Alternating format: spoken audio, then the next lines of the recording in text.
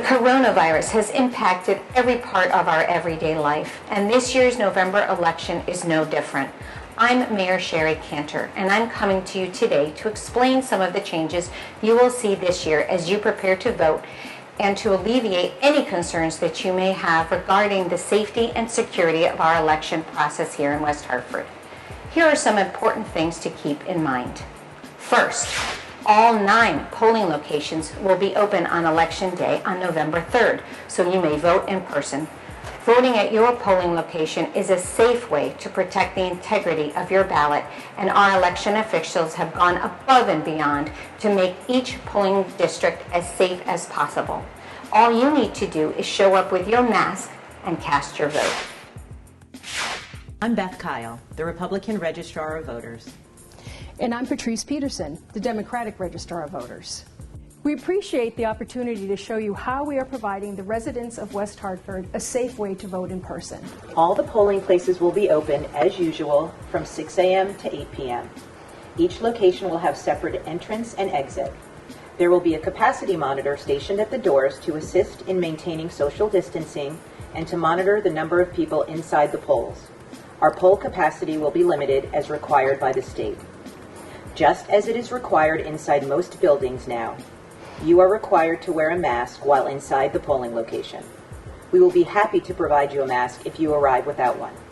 If there happens to be a line outside the polling location due to capacity restrictions, we ask that you wear a mask while waiting and adhere to the 6-foot social distancing markers.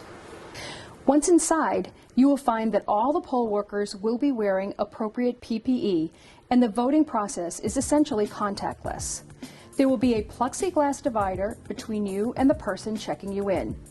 You will hold your identification up to the plexiglass rather than handing it to the checker. The checker will pass you a pen and a ticket to hand to the ballot clerk in exchange for receipt of your ballot. Once you complete your ballot and feed it through the tabulator, we ask that you leave the polling place immediately to help keep the process moving.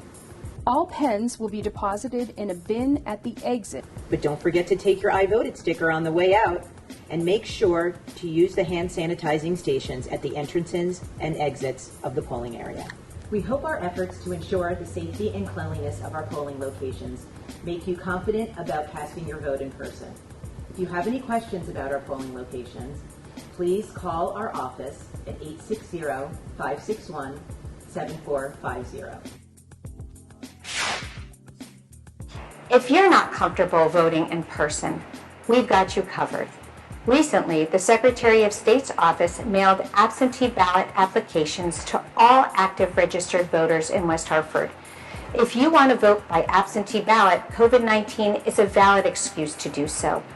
Once you fill out your application and send it back, our town clerk's office will process it and mail a ballot to you. Ballots will be issued after October 2nd. The application will look like this. Will be pre-filled with information, your name and your voter address. And if there is another mailing address that the ballot should go to other than your residence, please put that in. Check the box, and it's very important that you sign your application. You cannot sign an application on behalf of someone else. Once the application is completed, you may drop it off at the Town Hall drop boxes that are located in front of Town Hall, or you may mail it in the postage-paid envelope. It is important that your application gets into the town clerk's office as soon as possible for processing.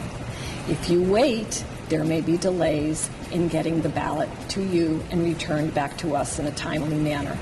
If the application is not received by October 26th, this may cause some delays. So please get that application in, either in the postage-paid envelope or using our election drop boxes located in front of Town Hall. The first ballots will go out on October 2nd. When you receive your absentee ballot packet in the mail, there will be directions, drop box information, your ballot, and 2 envelopes. Fill out your ballot and then place it in the B envelope. Please be sure to sign the envelope. It is very important, as your ballot will not be counted unless your signature is on that envelope. Once that is done, simply put it in the numbered envelope, seal it, and it is postage paid, which will be mailed to the town clerk's office, or again, you may place it in our election drop boxes that are located outside of Town Hall by 8 p.m. on November 3rd. Unfortunately, mailing in your absentee ballot doesn't always guarantee it will arrive in our town clerk's office to be counted on time. If you wait until the last minute to make your voting decision, that's any time in the last week before Election Day, I strongly encourage you to either vote in person or use one of the drop boxes instead. We want to ensure that every eligible vote cast is counted and that no voter is disenfranchised.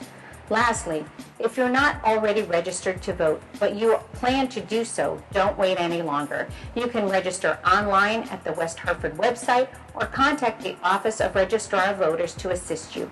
Our town clerk, the Registrar of Voters, and other town officials are working overtime to make sure this election process goes as smoothly as possible and under very challenging circumstances.